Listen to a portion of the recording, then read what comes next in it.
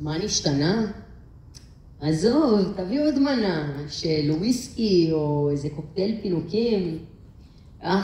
כמה נעים להרפל את החושים, שהיום כל מה שמרגישים שורף את הבפנים. לא נעים שמבט מרימים ולאן שמסתכלים בכל הכיוונים הכל חרה, כלומר חורה לי, ונדמה לי שכל הורה ומורה יודע בפה מלא כי היום קשה פי כמה לראות את האור מבעד לשחור שצובע כל דבר טהור וצחור בגוונים של אפור, נותן תחושה של חושך וכפור, כשרואים רוע קורם אור וגידים. לא נעים, אז שותים ובוכים ואת הראש מרכינים, ויחד מתכנסים במעגלים וטקסים כדי לנסות מעט להרדים את הכאב. תגיד, אדוני שם למעלה, אתה לא חושב שמספיק נשבר לנו הלב? כל היום הוא צורב ודואב, די, לא רוצה לראות הכל חרב, רוצה איש של אחיו ערב, לא חובה לאהוב או אפילו לחבב, כמו כבש שגר עם זאב. אני רוצה לילדים להתחייב שהעתיד יהיה פחות מאכזב, פחות שואב, שלא נפחד זה עם זו להתערבב, אבל זה לא משתלב בעולם. בעולם של שנאה, קנאה ועוינות, אלימות, כוחניות וגזענות, לא עם חוסר האמינות או היעדר השקיפות, או הניסיון לייצר דמות של שטן מהשונות. כמה צרות, אף אחד לא נושם. החלטנו להתעלם מכך שהגישה כזאת יש מחיר לשלם, וזה שהם מבקשים בתפילות זה לא אומר שיתגשם. די, לא רוצה אל נוקם שבוטש ורוגם ושובר והולם כל דבר בלי מידה. לא, תודה.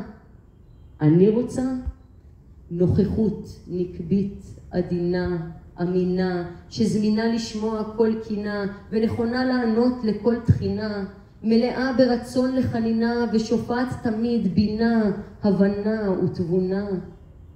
אני לא רוצה אל, אני רוצה שכינה. רוצה חוט של חסד סביב עמוד של אמת בכל עת, לא נרטיב שמשרת רק את מי שכתב אותו. רוצה לא לשאת אלא לקבל ולתת. רוצה היבט אחר. לא מתפאר או מתהדר, מתאמר או מתיימר לתאר לי מה מתאים למסגרת, כשאני רואה אותה לגמרי אחרת. אני רואה שכינה שעלינו שומרת, מתקשרת בדרכה, מספרת ומציירת על אהבה שגוברת ומתגברת תמיד.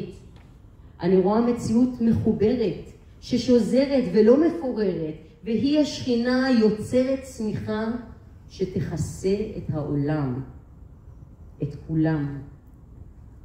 ואם תשאלו ממה עושים צמיחה שכזו, אומר שהיא עשויה ותלויה ברגעים של הודיה להוויה שרבויה בעשייה ראויה וראייה את האחר. היא נצבעת מכל בחירה שנובעת מרצון לטעת משהו טוב בעולם, מנכונות לגעת לא בגוף אלא בדעת, מהסכמה להיות גם מושפעת. היא נצבעת מכל בחירה ששופעת חמלה. היא נרקמת מכל פעולה שלא בולמת אלא מקדמת במידה מסוימת את נשמתו של האדם. פעולה לקודמת מלאכת מחשבת חשובה ומכוונת שמכוונת למה נכון ומוסרי. אתן עדיין איתי? צמיחה שתכסה את העולם, שעוטפת ונותנת תחושה של מרגוע, מנמיכה את הצורך לקרוע ולפגוע, צמיחת רחמים שיכולה למנוע מאיתנו לשקוע ולטבוע. היא יכולה לקבוע שדי לעקור, זמן לזרוע ולנטוע, מספיק עם הכוח. כמה נעים להרפל את החושים, שעיניים עוצמים, תקווה בלב מחזיקים, מעט כוחות מזמנים ומדמיינים את היום בו נשאל מה נשתנה? ונענה, אנחנו תחת כנפי השכינה.